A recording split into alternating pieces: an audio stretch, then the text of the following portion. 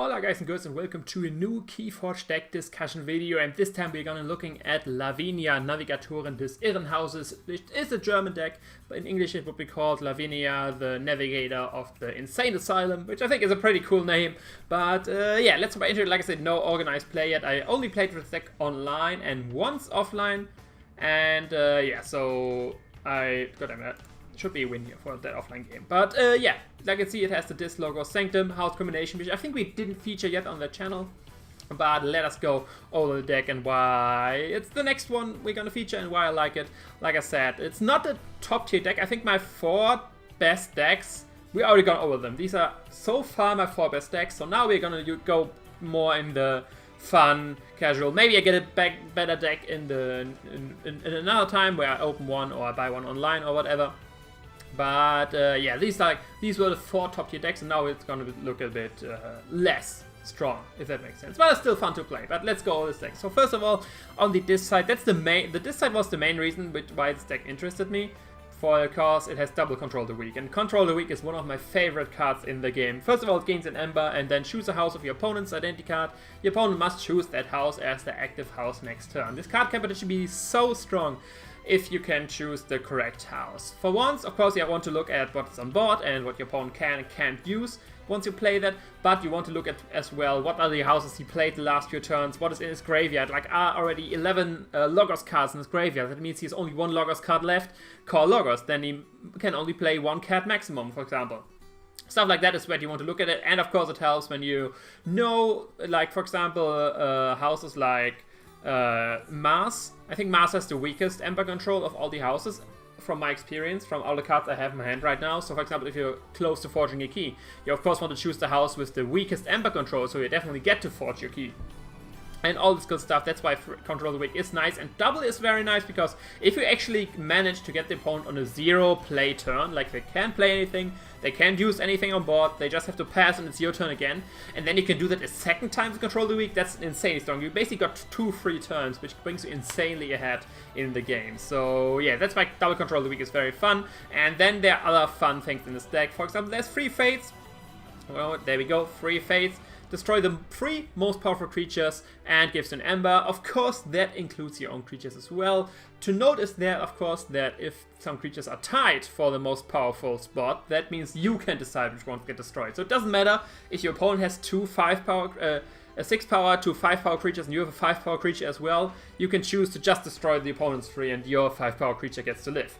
Usually, since in this deck at least, the Sanctum side has a good amount of strong creatures in the deck.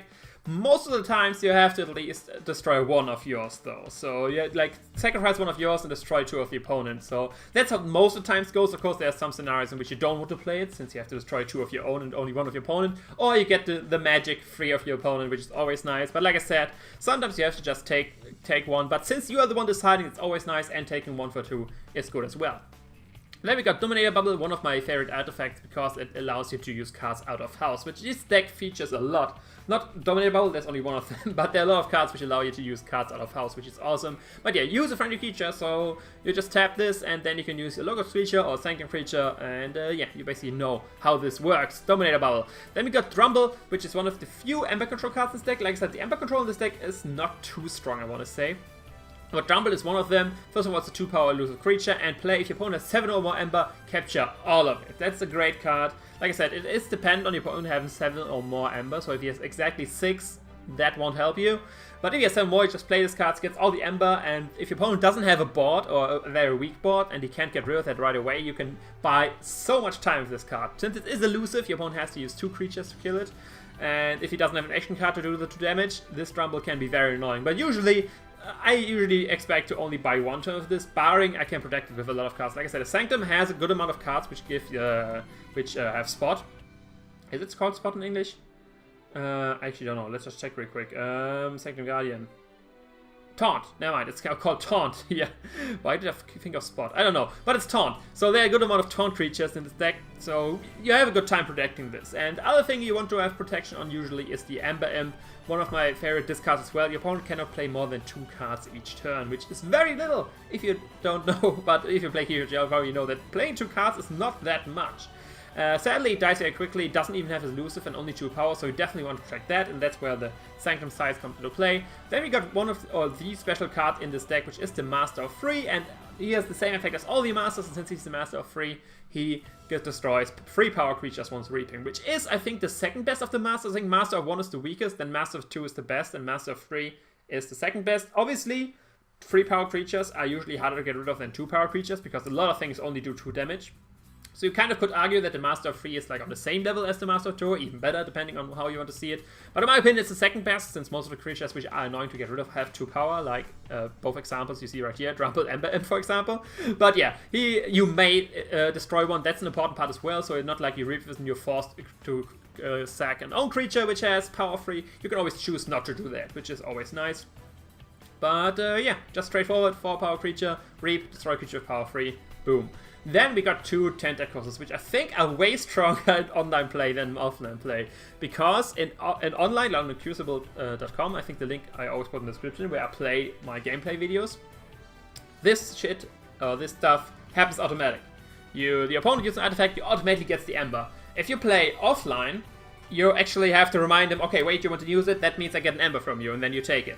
And due to that, the opponent is he sees that, like he sees that happening. He can't miss that you take the Aember. But on online play, since it's only like one number changing on one side and one number changing on the other side, a lot of the times the opponent doesn't see that he just lost an Aember and gave me an Aember through using the artifact. So a lot of the times people miss this, and then a few turns they're wondering, what, didn't I have 3 Aember, why it's only 2, and why is my opponent 1 more, and then they think, oh damn, Tentacles on the field.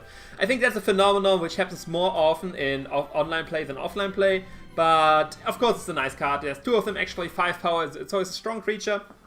And it deters your opponent from using artifacts. Since if he can't pay, like for example he has 0 Aember, then he doesn't even have the option to use the artifact. He has to pay 1 Aember. It's not like if he doesn't have 0 Aember, I can use my artifacts since I can't pay. No, you have to pay to use them. And yeah, that's Tentacles for you. Then we got the Terror. If your opponent has no Aember, gain 2 Aember. That's a nice combo with the Drumble, since he captures all of the Aember. So your opponent has guaranteed 0, then you play the Terror and you gain 2 Aember. So it's a nice little combo. Of course not too strong, it's a 2 Aember combo, but it's still very nice. Other than that, it's a 5 power creature, so decently strong.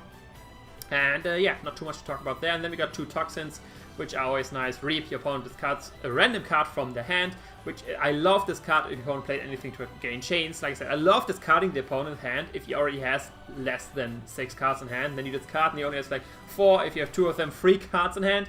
And yeah, that limits the options a lot. And what Toxin is nice for is if you use this card and you see what your opponent discards, that always gives you information as well what you, for example, you want to do with your control of the week. Let's say you have 2 Toxins on board, you discard 2 untamed cards. That most likely means that he doesn't have that many untamed cards left in his hand. So that is another factor you want to consider when choosing the house with control of the week.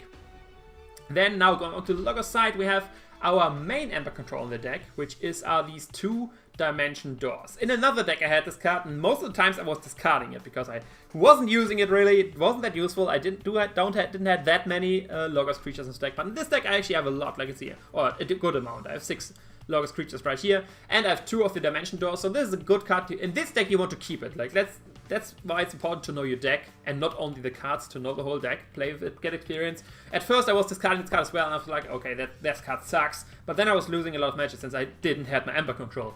This is a more important card in this deck. Usually you don't want to have it in your starting hand, because it always sucks to have your Aember control in your starting hand, because that's not when you want to play it. You want to play it when your opponent is about to forge a key, which usually doesn't happen in like until turn 3, usually turn 2 sometimes, and if they have an insane turn, they even turn 1. But yeah, Dimension Door, we have 2 of those. Every time you reap, you don't get it from the general thing, you steal it from the opponent, which is nice. For that, of course, you need a good amount of creatures, so that's why having 6 creatures at least is good for this deck. Then we got Library Access, probably the best card in Logos. You already know it. For the minor of turn, each time you play another card, you get to draw a card, which yeah gets you to draw a lot of cards, which is always nice. Like I said, it's, in my opinion, I think the best Logos card, since you just play it and then you draw at least like, usually you play at least a few cards. Since if you play a card, you draw one, and then you draw a new Logos card, you just play it and draw another card. And of course, this is great in combination with Phase Shift, because that allows you, for one, you draw a card through Phase Shift, And Phase Shift allows you to play a non-Logos card, which allows you to draw a card again. And the important thing with Phase Shift is, which some people, me included, had to remember, is you don't have to immediately play your non-Logos card after you play Phase Shift. You can play Phase Shift at the start of your turn, draw a bunch of cards, and then choose from your whole pool what card you want to play, which is not Logos. You can play one Log card in your turn. It doesn't have to be the next one after Phase Shift. You can wait to draw a bunch of cards and then choose the best one to play. So yeah, that's something to consider with Phase Shift. Then we got a Spectral Tunneler, artifact gives an Aember, and choose a creature. For the main of turn, the creature is considered a flank creature and gains redraw a card. The first thing that listed creature is considered a flank creature, I don't think has any usefulness in this deck at least. Might have depending on what the opponent has, but I think with the new expansion this might be more important, like if it's a flank creature for one turn or not. But for this, it's only the draw effect which is important. So if you have this and the Dimension Door, you do steal one Aember and you draw a card, which is nice. Then we got the Holding Pit, another artifact which gains an Aember, and during the draws card step, each player fills their hand to one additional card. So basically it's like a Mother, but for both. But since when you play it, you immediately draw another card, you're actually the one getting more cards out of it usually. Usually this is not a card your opponent wants to destroy, since he wants the extra card as well. But most of the times you are the one getting one more card at least out of it, and you gain Aember as well, which is nice. Then we got the Bad Drone, which is one of the few Aember controls cards as well, Skirmish, and Steal One. It's basically an Umbra for Logos. Sadly, this thing dies a lot and dies very quickly since it has no protection. That's where Thunderstorm Sanctum cards come into play again. But yeah, pretty straightforward. That's the Bad Draw. Then we got the Ganymede Archivist, Reap, Archive a card, free power, which is very nice. So this creature lives a bit more. But you already know what this does. You Reap, you Archive a card, pretty straightforward. And then we got two Quicksilver Adventurers, another Skirmish creature. This time with power 3, and you get to draw a card. And this, like I said, this deck has a lot of drawing cards. Like you have the Library Access, you have the Spectral Tunneler, you have the two Quicksilver Adventurers. Like I said, fight, draw a card. It has Skirmish as well, so that's great. You can always attack without having to worry getting damaged yourself. Barring you're attacking hazardous creatures, which are there not too many so far in the... hazardous is a very rare a keyword. You don't see that too often. But other than that, you can just do free damage, draw a card, and then see what's happening next. And then we got two of those. Then we got Mother, of course, one of the most important creatures in Logos. During your draw step, refill your hand to one additional card. So if you have Mother out and the Holding Pit, you get to draw 2 cards at the end of each turn, additionally to what you would usually draw. So, like I said, Logos gives you a lot of card draw. And the main way of your, Aember control. And then last but not least, we got the Veil Endless. Each time you use an artifact, gain 1 Aember. There are 4 artifacts in this deck. You have the Dominator Bubble, you have the Spectral Tunneler, and 2 on the Sanctum side. So most of the times you will gain some Aember through him, but it's not like insane amount. Like you don't have that many artifacts, to be fair. So yeah, but sometimes it's useful. Like I said, it's sadly only a 2-power creature, but yeah, that's the Veil Endless for you. If you have artifacts on board, that's one of the creatures you want to protect as well, but if you don't, just don't mind. He's just a power 2 creature which gains an Aember. Like I said, not too strong, but definitely not weak in the deck. Then now going over the Sanctum side. First we got Glorious View. For each creature your opponent controls in excess, you gain 1 Aember. This card is usually pretty strong, since you have some turns where you can potentially gain an insane amount of Aember, but due to the fact that we have a lot of creatures in the deck, like I said, we have 6 here, 6 here, and then 1, 2, 3, 4, 5, 6, 7, 8 here. So a total of 20 creatures out of 36 cards. Usually we have more creatures than the opponent, so most of the times I end up discarding this card, but sometimes there's like the one turn where especially at the beginning of the game, where you play this first before you play the creatures. Obviously, you gain some Aember, then you play the creatures, and then you have more creatures than your opponent. But yeah, that's Glorious for you. Potentially can gain you a lot of Aember, but in this deck, most of the times not that much. Then we got 2 Inspirations, which is awesome, because like I said, out of house usage. We had here the Dominator Bubble, the Phase Shift, and here we got double Inspiration ready and use a friendly creature. Doesn't have to be a Sanctum one, of course. If you do it on a Sanctum one, you can use it, and then ready it again and use it again. That's the good thing with Sanctum ones, but on the other hand, you can just, for example, do that use on the Master of 5, Master of 3, I mean, Reap with that, destroy a power 3 creature, or Reap with that to get rid of something, attack with something to draw a card, archive something with the Ganymede Archivist, steal something with the Bad Drone. A lot of scenarios where Inspiration can be nicely used on a different creature, and having 2 of those is very nice. Like I said, I love these cards which use things out of house, especially if you have the Shield of Justice as well. Gives you an Aember, and for the remainder of the turn, each creature cannot be damaged. So even if you use the other creature with Inspiration to fight, for example, you use like Tentacles to fight, Tentacles is not getting damaged. So that's great news as well. And it helps as well with if you want to use creatures from Sanctum for multiple attacking. You play the Shield of Justice, you attack, play inspiration, attack again, play inspiration, attack again, and you attack with one creature 3 times and it got 0 damage instead, where it would have gotten a lot of damage on it for most of the time. Then we got the Gnome from Orm, which is an artifact destroy card. Only sacrifice Gnome from Orm, destroy an artifact. So sadly it's only 1 usage, so at maximum will gain you 1 Ember through the Veil Analyst we saw later, but it gets rid of artifacts, which is nice. Sometimes you want to get rid of your own holding pit, depending on the matchup, but so far that didn't happen. And yeah, other than that, you can destroy a different artifact. Pretty straightforward. It's an Omni effect, so it doesn't matter what house you call, you can always get rid of the artifact of choosing, which is nice. Then we got the Whispering Reliquary, which is another artifact hate card. Return an artifact to its owner's hand. Not as big as the destroying thing, obviously, sending back to a hand, but it's only an action, so you don't have to destroy it. And there's actually some synergy with that and the Holding Pit. For example, you have the Holding Pit on the field, you send it back with the Whispering Reliquary. That for one means your opponent doesn't get to draw an extra card since the Holding Pit is not in the field, and you can gain another Ember by playing it, since you always gain Ember when playing this. So that's a nice little combo as well, basically not allowing your opponent to get an extra card and gaining another Ember if you are about to choose Logos in the next turn, obviously, because if you're not to, then you most likely want to keep it on the field and rather return the opponent's artifact. But yeah, that's that. Then we got the creatures. We got start with Champion Narfil, one of the taunt creatures to protect one of the lead weak little Logos or Disc creatures, most likely more likely Disc. 6 power, 1 armor, pretty straightforward, pretty strong creature. Then we got Commander Remiel, which is great as well to use cards out of house because it means use a friendly non-Sanctum creature. So what I like to do, for example, sometimes is you call this, play the Dominator Bubble to use Commander Remiel, and read Commander Remiel to use a Logos creature you have on board, and that means you use all 3 houses in 1 turn, which I think is awesome. Get all of them together in 1 turn for the ultimate synergy you can generate. But yeah, pretty straightforward, 3 power as well, so it doesn't die too quickly, but of course needs some protection as well. Then we got Lady Maxena, 5 power, 2 armor, play stun a creature, action return Lady Maxena to its owner's hand. So that's of course nice because you can always stun a creature. You can, sadly you can't attack and then send it back to hand. You have to send it back to the hand. Like you have to, it's an action ability. You can't attack and use an action ability because it will tap. Barring you attack, you use Inspiration to ready it and then use action ability to send it back to hand. Sometimes it's useful because you can attack something, you get damage on you, and when you send it back to hand, play it again, that damage is obviously gone. So that's some nice synergy as well. Usually you want to play it, stun something, then at least attack something, you reap a bit, and then at the turn, crucial turn you need the stun, or you want to heal your Lady Maxena, you actually use the action ability. Then we get the Raiding Knight. The Raiding Knight, the only Ember control we have on the Sanctum side. Just play, capture 1 Ember. Pretty straightforward again, captures 1 Ember, so sadly not too strong. But still 4 power, 2 armor, so it's a rather, it's a good, nice creature, like stat-wise. And then the effect is like, it's good. It doesn't hurt, but it's not amazing either.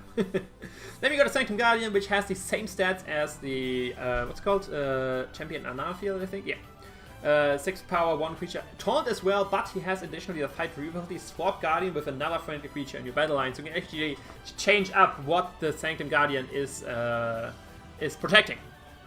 For one thing you have to look out for, you have to do that. That's not optional. Once you fight or you reap with this, you have to swap this with another friendly creature in your battle line. So sometimes, if you want to protect something where Sanctum Guardian already lies, you have to be careful what to do with it and with what to swap, because sometimes, and the swapping thing sometimes can get confusing as well, because sometimes if you swap something, you don't actually end up like protect. It happened to me in games where I swapped this creature with something else and I ended up not even protecting anymore what I wanted to protect, and I was like swapping like, oh no, this is there and this is there, and now this is not protected anymore. Especially if you have the Narfil on the field as well, which protects already things. You can, if you don't think about it enough, which happened to me, you might end up exposing a creature you want to have protected. And yeah, last but not least, you have Protect the Weak, which gets a little bit more protection because a creature of this gets +1 armor and taunt, and gains an Ember as well, which is nice. So you can use it, for example, on the Raiding Knight to make it a for free creature with taunt, so that makes it a bit more useful. And yeah, or just use one of the stronger disc creatures like the Terror once it used this effect, since then it's only a 5 power creature. But yeah, that's the whole deck. Like I said, I'd love the double control the weak. I'm a big fan of all the outer half usage, be it Phase Shift, be it Dominator Bubble, be it the Double Inspiration, or the Commander Remiel. That allows you always, doesn't matter what house you choose, you can always use a lot of cards, which is awesome. But yeah, that's the whole deck. Let me know in the comments what you think about the deck. Do you think how well it will do in our free matches? Give me your thoughts in the comments. But yeah, that's all from me. I will see you another time. Ciao.